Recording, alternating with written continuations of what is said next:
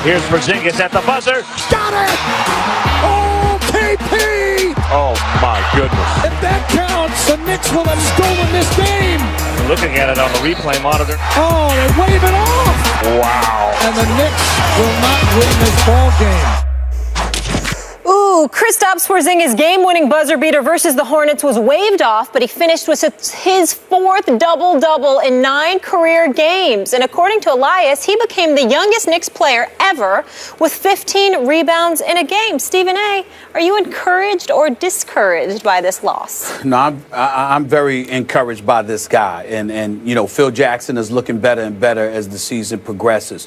First of all, he had about 15 rebounds. Secondly, he shoots well from the free throw line. That's good. He can move. He's athletic. That's good.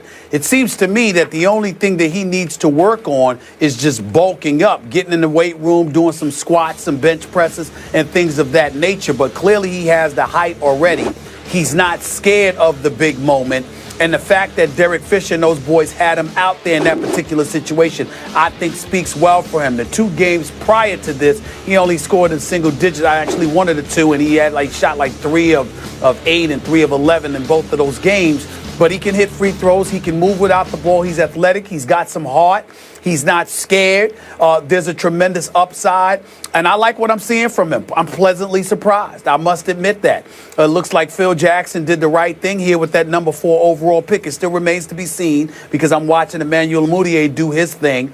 And I understand that, you know, we got to look at Porzingis and give him some plus marks because Carmelo hasn't been playing that great. He shot 12 of 25 last night, finished with 25 points, but he's shooting 34% from the field on the season and 20% from three-point range. He can do better. And once he starts doing better, assuming he continues to get healthier and do his thing, that should open things up for Porzingis even more. But I must say that I'm very, very impressed with what I have seen thus far.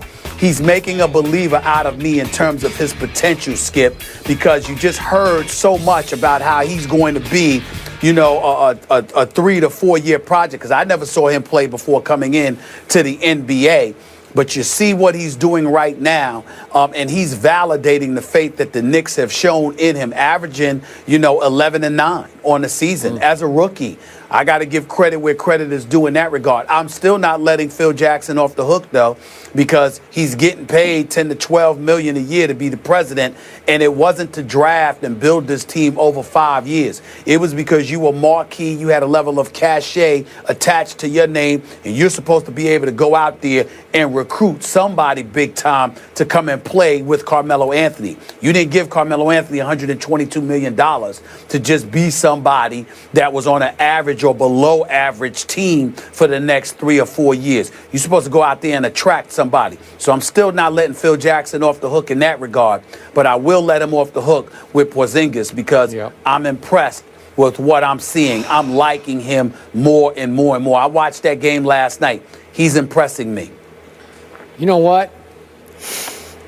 I'm becoming a Knicks fan. It's like the weirdest thing. Really? Yeah, I can't help myself. I turned it on. I keep watching the score on .com, and then I say, "You're trolling them."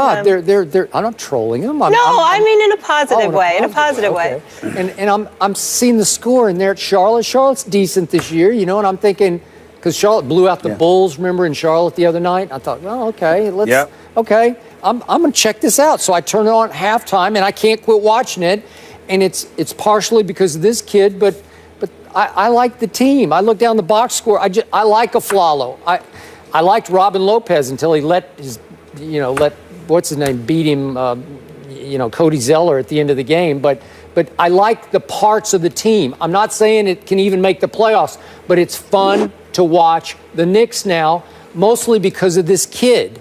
And I still say, I watched it in real time, and when Porzingis let the shot go, I thought it was away in time. I did. Maybe I'm rooting for the Knicks, but it looked like just split second it had left his hand. And if the tie goes to the runner in baseball, maybe it was like a tie with the buzzer.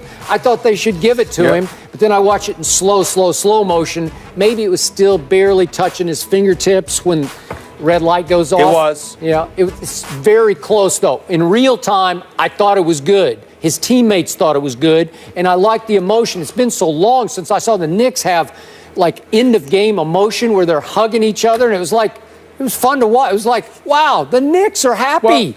Well, how could that be? They're back. Yeah, maybe. I gotta give some love to a few people. We all know how I go off about my New York Knicks. Yeah. They're making you listen. They're not They're not an embarrassment. Yeah. They're competitive in practically every game.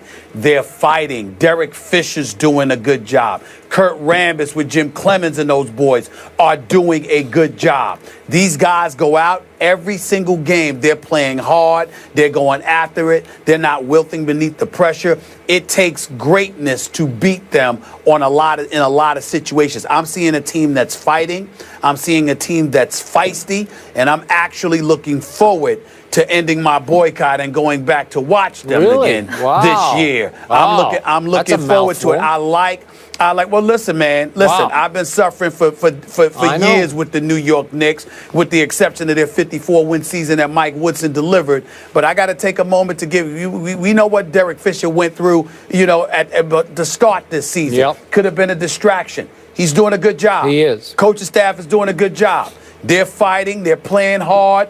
And Porzingis can play. I mean, he's got an upside. There's reasons to go to the Garden now to watch this team play. Yep. And that's all I can ask for. I hope it continues. I hope I don't look like a damn fool where I'm hoodwinked into supporting them again and then they let me down with lackluster effort. I mean, I'm weary of that, Skip. You know how emotional I get with my Knicks. But I'm starting to feel good about them because they're fighting. They're fighting out there. They're feisty, and I like it. Now, to the point you made about Carmelo, I'm a big fan. You're a big fan. You know him very well. I know him a little. I want to see him join the party a little bit more. Now, I will point out that in the third quarter last night, he just went crazy. He made 6 out of 8 shots. It was vintage Melo. Fourth quarter, pretty good, made 2 out of 4 shots. But in the end, when they gave him the ball, ISO, I think it was Marvin Williams, I can't remember who it was guarding him, and he lost the handle a little bit, couldn't get a hold of it, shot it from the side, from the baseline, and hit the side of the backboard. It's not what I want to see from Melo. I'm nitpicking here, but I'm just saying he at some point, he's got to turn back into the superstar who could carry a team that's pretty good to the last playoff slot because he's good enough. I think there's enough around him now with the kid and all the other little pieces. I think Carmelo can be good enough to carry this team into playoff contention. That's what I want to see. I think you're right. I think that when you see the parts around him, if they continue to grow and play as feisty as they have been playing, this is a team that should win enough games to contend for a playoff spot if Carmelo does his job. So as long as Porzingis and the others continue to grow and play hard and be feisty, then we're going to look at Carmelo and say to him, what you got for us? You're right about that. Okay. And here's my last question to you. I watch the Knicks telecast every night when I turn it on, and then I often watch the Knicks post-game with Serbiak and company, and I just want to get this straight because this kid has brought us to the point where he is now good enough. I want to make sure we're saying his name correctly. I say Porzingis because that's what they say on the broadcast. Yeah. Is that what it is, or is it Zingis? Zingis? Yeah, which way is it? You know what? I've heard both, but last night I was watching and I heard it on the broadcast. This is Porzingis. Yeah, that's what they're saying. So let's go with Porzingis. So I'm going to go with Let's Porzingis. go with Zingers. You are. Is that all right? Porzingis. Yeah, I'm going to go with it. I heard on the Van Pelt show late they were saying both. Zinger. You know, Porzingis works for me. Yeah. Well, it's time to whatever we're going to call him. We're going to be calling him that a lot because he is proving he belongs in the National Basketball Knickerbockers, we're encouraged. We just had a positive Knicks topic. Yep. This is amazing. All right. Yeah. Miracles do happen. They host the Cavs at the Garden. That's on Friday, so that'll be a good one, a tough test, of course. Moving on, though, another tough one in New York. Rex Ryan is back, but this time he is the enemy. No Rex excuses tonight for the Bills. Wow. I like that was good. Can they